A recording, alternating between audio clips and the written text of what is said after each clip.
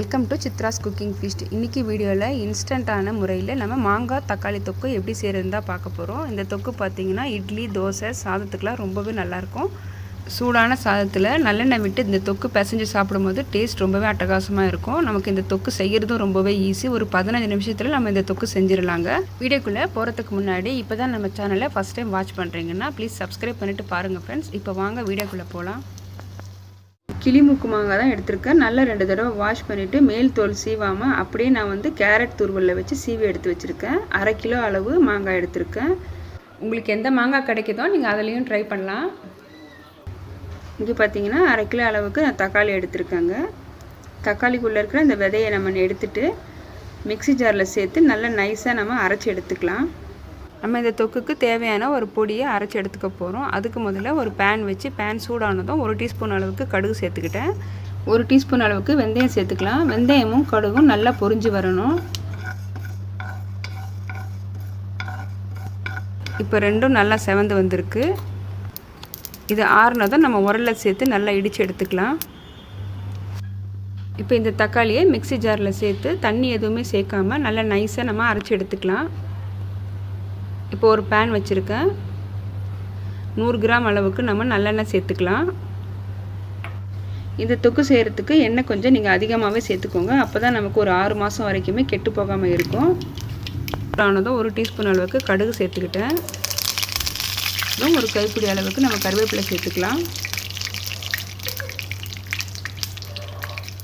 காஞ்ச மிளகாய் ஒரு 7 to 8 அளவுக்கு நான் சேர்த்துக்கிறேன். காஞ்ச மிளகாவும் கருவேப்பிலையும் நல்லா பொரிஞ்சதும் நம்ம அரைச்சி வச்சுருந்த இந்த தக்காளி சேர்த்துக்கலாம்.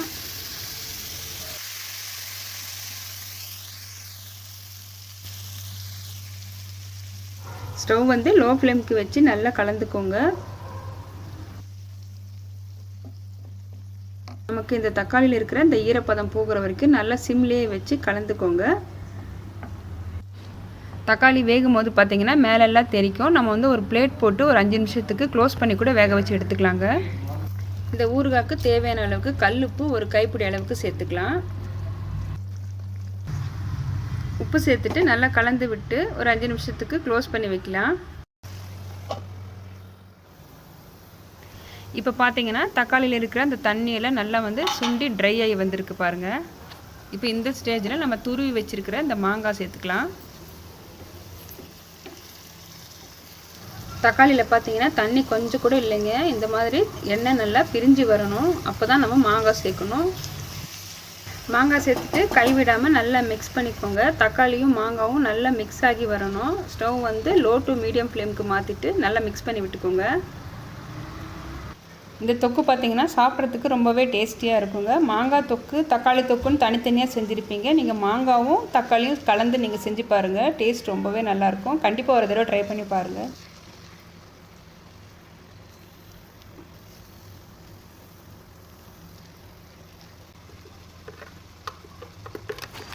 இந்த தொக்குக்கு தேவையான மிளகாத்தூள் சேர்த்துக்கலாம். 3 டேபிள் ஸ்பூன் அளவுக்கு தனி மிளகாத்தூள் சேர்த்துக்கிறேன்.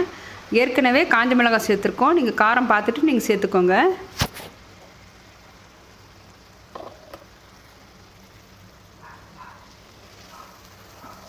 மிளகாத்தூள் சேர்த்துட்டு நல்லா ஒரு தடவை மிக்ஸ் பண்ணி விட்டுக்கோங்க. மாங்காய் சேர்த்து ஒரு 10 நிமிஷத்துலேயே எண்ணெய் பார்த்தீங்கன்னா நல்லா பிரிஞ்சு வரும். அந்த ஸ்டேஜில் சீரக பொடி சேர்த்துக்கலாம். ஒரு 10 நிமிஷத்துக்கு நல்லா கலந்து கொடுத்துக்கோங்க.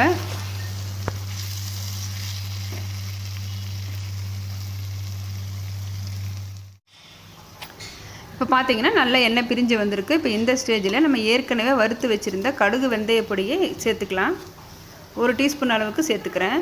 1 டீஸ்பூன் அளவுக்கு நாட்டு சர்க்கரை சேர்த்துக்கலாம். இப்போ எல்லாம் ஒரு தடவை நல்லா மிக்ஸ் பண்ணிக்கலாங்க.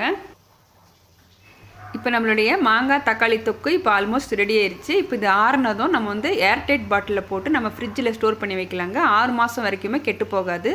நீங்களும் ஒரு தடவை கண்டிப்பாக ட்ரை பண்ணி பாருங்கள். சூடான சாதத்தில் இந்த தொக்கு சேர்த்து சாப்பிட்டிங்கன்னா ரொம்பவே டேஸ்டியாக இருக்கும். அதோட இட்லி தோசைக்கும் ரொம்ப சூப்பராக இருக்கும். கண்டிப்பாக ட்ரை பண்ணி பாருங்கள். தேங்க்ஸ் ஃபார் வாட்சிங்.